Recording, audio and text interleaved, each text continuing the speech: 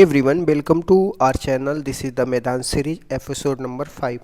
In this video, we will bring you a static GK question that already has been asked in various exam like SSC, NTPC and UPSC and many more exam.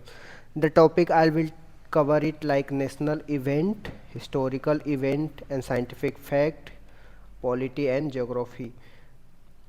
For the quick revision, last minute preparation and building the concept clarity. Subscribe now and stay tuned for the next episode. So let's get started without any further delay. कोशिका के केंद्र की खोज किसने करी थी? Robert brown ने करी थी. कोशिका खोज, जो मृत कोशिका की खोज किसने करी थी? रॉबर्ट हुक ने करी थी. जीवित कोशिका की खोज किसने करी थी? तो लिविन हॉक ने करी थी. ठीक. नेक्स्ट क्वेश्चन जो है हिस्ट्री से है. विजयनगर सम्राट जो कृष्णदेव राय थे वो किस वंश के थे? तो वो तुलु वंश से. जब आप विजयनगर साम्राज्य के बारे में जानेंगे तो संगम, सुलु, तुलु, अराविंदु, ये 3 डायनेस्टी रूल करते हैं. तो कृष्णदेव राय जो है आपको तुलु वंश से देखने को मिलेगा.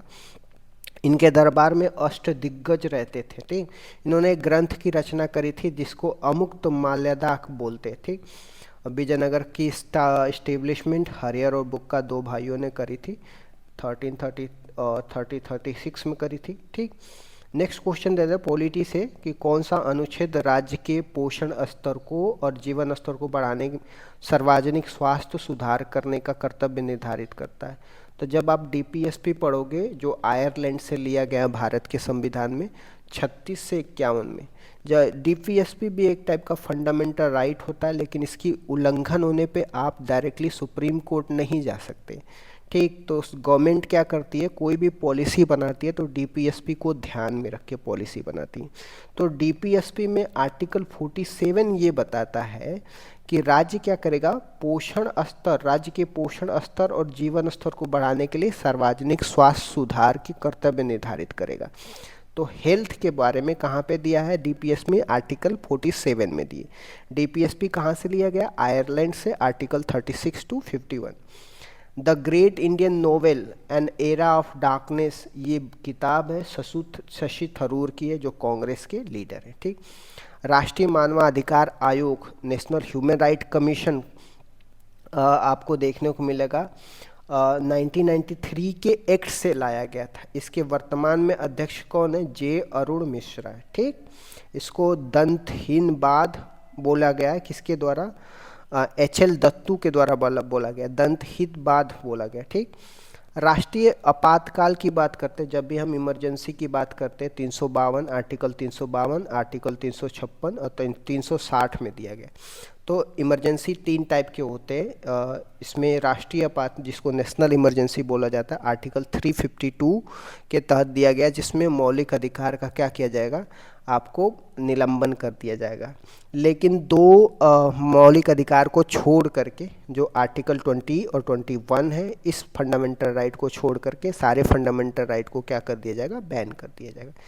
जब राष्ट्रीय आपातकाल या इमरजेंसी लागू किया जाता है, 3 बार लागू किया है और 3 आधार पे लागू किया गया. तो कौन से 3 आधार? तो पहले 2 था शांति के आधार पे, अशांति के आधार पे इमरजेंसी लागू कर दिया जाता था, युद्ध के आधार पे इमरजेंसी लागू किया जाता था, बाह्य आक्रमण के आधार पे इमरजेंसी लागू किया गया था.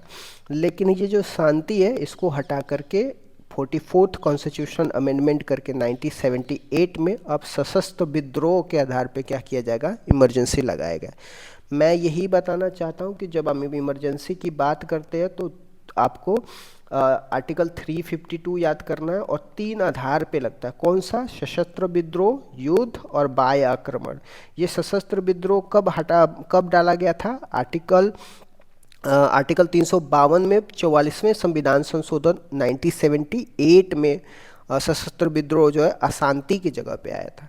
जब इमरजेंसी लगाया जाता है तो आपके फंडामेंटल राइट का क्या कर दिया जाता है, निलंबन कर दिया जाता है. लेकिन कुछ 2 फंडामेंटल राइट को छोड़ के, वो आर्टिकल कौन सा? आर्टिकल 20 और 21 में जो फंडामेंटल राइट दिया गया है, उन फंडामेंटल राइट को छोड़ के सारे फंडामेंटल राइट को क्या कर दिया जाता है, निलंबन कर दिया जाता है. ठीक. भारत के लिए पहला व्यक्ति जो गोल्ड लाया था ओलंपिक में, तो अभिनव बिंद्रा लाए थे शूटिंग में. कहाँ पे हुआ था? तो बीजिंग ओलंपिक 2008 में हुआ था, ठीक। सेकंड गोल्ड लाने वाला नीरज चोपड़ा, ये भाला फेंक में कहाँ पे, टोक्यो ओलंपिक में लाए रहे थे, तो ये भी ध्यान में रहा। सितारा देवी, पंडित बिरजू महाराज, लच्छू महाराज और अच्छन महाराज का संबंध किससे है, तो ये लोग कथक डांस के नर्तक हैं। सितारा देवी, बिरजू महाराज, लच्छू महाराज, अच्छन महाराज, ठीक। किसने प्रसिद्ध शब्द one cast, one religions, one God for all the main, सभी लोगों के लिए एक जाति, एक धर्म और एक भगवान कहे है, तो नारायण गुरु ने बोला है, ठीक। भारतीय संविधान में, ये पॉलिटी के क्वेश्चन है, भारतीय संविधान में अनुच्छेद 50 में किसके बारे में उल्लेख किया गया, तो जब आर्टिकल 50 देखोगे तो ये भी डीपीएसपी का भाग है। डीपीएसपी आर्टिकल 36 to 51 में दिया गया है। तो सेपरेशन ऑफ पावर की बात किया जाता है, पृथक क्या किया जाता है, कार्यपालिका को न्यायपालिका से सेपरेशन करने का उद्देश्य किया, मतलब एग्जीक्यूटिव को लेजिस्लेटर से सेपरेशन की बात किया गया आर्टिकल 50 में। तो 51 में किसके बारे में बात किया गया, इंटरनेशनल रिलेशन के बारे में बात किया। तो 50 आर्टिकल आपको ध्यान में रखना है। 47 आर्टिकल मैंने हेल्थ से रिलेटेड बता दिया कि राज्य क्या करेगी, पोषक स्तर को सुधारने का काम करेगी, ठीक। आर्टिकल 51 में किसकी बात किया गया, अंतर्राष्ट्रीय शांति की बात किया गया, ये भी हमने बता दिया, ठीक। 1951 में एशियन गेम्स होस्ट किसने करी थी, नई दिल्ली करी थी, भारत में होस्ट हुआ था। 2023 में ये एशियन गेम ना 19वें क्रम का हुआ था, हंगजाऊ चीन में हुई थी। अब 20वें क्रम का कहाँ पे होगा, जापान में होगा, तो ये भी ध्यान में रखिएगा। तो पहली बार एशियन गेम जो है इंडिया में होस्ट हुआ था नई दिल्ली 1951 में, और 2023 वाला जो था वो 19वें नंबर का था, हंजाऊ चीन में होस्ट किया गया था, 20वें नंबर का जापान में होगा, ठीक। विक्रम संवत किस वर्ष से प्रारंभ होता है, तो ये 57 ईसा पूर्व, जिसको 57 BC भी बोलते, ठीक। अशक संवत आपको 78 AD से प्रारंभ होता है, ठीक। पद्मा सुब्रमण्यम, बैजंती माला, ये लोग भरतनाट्यम के क्या है, आपको नर्तक है, जो भरतनाट्यम को सदिर अट्टम भी बोला जाता है। तमिलनाडु का सबसे पुराना शास्त्रीय नृत्य है।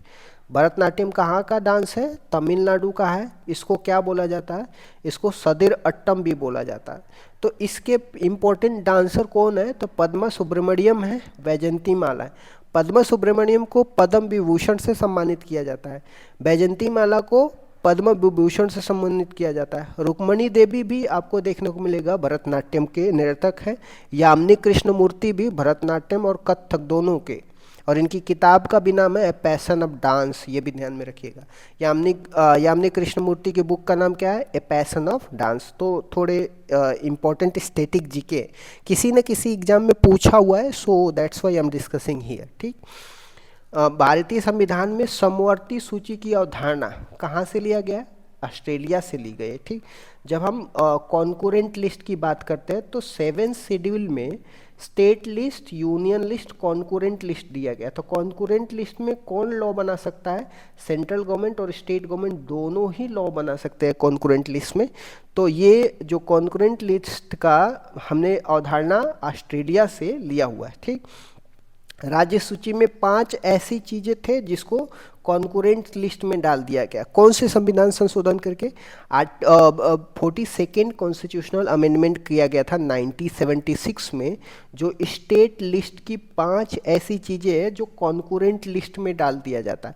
स्टेट लिस्ट को राज्य सूची बोलते हैं, कॉन्करेंट लिस्ट को समवर्ती सूची बोलते हैं। वो कौन सी 5 चीजें थी जिसको 42वां संविधान 1976 में कॉन्करेंट लिस्ट में डाल दिया जाता है, तो आपको फॉरेस्ट हो जाएगा, वाइल्ड लाइफ हो गया, एजुकेशन हो गया, मेजरमेंट हो गया, पॉपुलेशन होगा। क्या क्या, फॉरेस्ट हो गया, वाइल्ड लाइफ हो गया, एजुकेशन हो गया, मेजरमेंट हो जाएगा, पॉपुलेशन। ये 5 चीजें स्टेट लिस्ट से आपको कॉन्करेंट लिस्ट में डाल दिया जाता है 42nd अमेंडमेंट 1976 में, ठीक।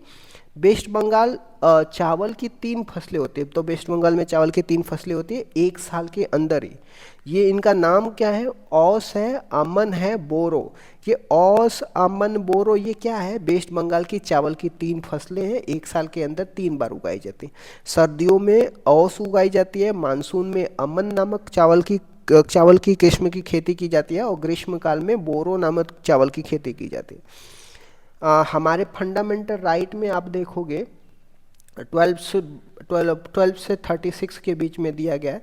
तो इसमें आप देखोगे कि टाइटल का अंत कर दिया गया, मतलब कोई भी व्यक्ति अपना टाइटल नहीं रख सकता है। ऐसा कहाँ पे दिया है? आर्टिकल 18 में दिया है, एबॉलिशन ऑफ टाइटल। ठीक, लेकिन कुछ अपवाद है, जैसे सैन्य या एजुकेशन से रिलेटेड, जैसे डॉक्टर हो गया, प्रोफेसर हो गया, ये लोग अपना टाइटल लगा सकते हैं। मिलिट्री वाला जनरल्स हो जाएगा, कमांडर हो जाएगा, मतलब ये लोग मिलिट्री में और एजुकेशन में आप अपना टाइटल यूज कर सकते हो, लेकिन और जगहों पे आप टाइटल नहीं यूज सकते। मतलब कोई किसी को भारत रत्न मिला हुआ है तो आप नहीं उनका टाइटल यूज कर सकते। कोई अपने आप को राजा महाराजा नहीं कह सकता है। ठीक, तो इस तरीके से abolition of title that has been mention in article 18 in our fundamental right. ठीक, एंड अपवाद में आपका सैन्य और विद्या भी आप ध्यान रखना। समुद्रगुप्त जो थे ये एक वीणा वादक थे, भारत का नेपोलियन इनको बोला जाता था।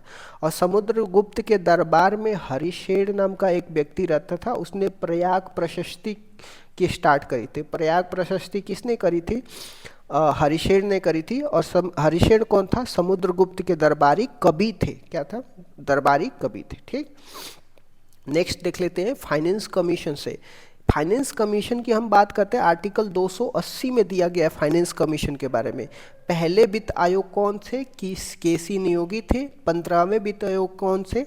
एनके सिंह थे। अभी जो 16वां वित्त आयोग है अरविंद पनगरिया है। तो 16 फाइनेंस कमीशन को भी आपको ध्यान रखना है, अरविंद पनगरिया। ठीक, स्टेट फाइनेंस कमीशन में आपको पंचायत, स्टेट फाइनेंस कमीशन का काम क्या होता है? पंचायत और नगर निकाय के फाइनेंस का ध्यान रखना, जिसमें आर्टिकल 243I पंचायत के बारे में दिया है और नगरीय निकाय में 243Y के बारे में दिया गया है कि राज्य का वित्त आयोग की देखभाल पंचायत में आर्टिकल 243I में है और नगर के लिए 243Y है। ठीक, तो इस तरीके से आपको ध्यान रखना।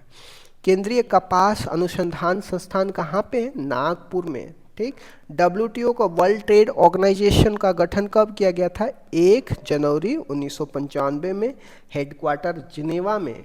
164 सदस्य हैं और इसके जो हेड है नाकोजी ओकोंजा इवोला। ठीक, सम्राट अशोक का 13वां शिलालेख आपको देखने को मिलेगा, जो कलिंग विजय के जिक्र का बारे में, कलिंग विजय का जिक्र किया गया है और वर्तमान में कहाँ पे? उड़ीसा में। ठीक, तो ये भी आपको ध्यान में रखना है। तो these all are very static question which has been already asked in various exam government like NTPC, UPSC and SSC and many more exam. What we have discussed in this video like national symbol, historical event, scientific fact, polity and governance. ठीक, for the quick revision, last minute preparation and building concept clarity, subscribe now and stay tuned for the next episode. Bye bye, see you tomorrow.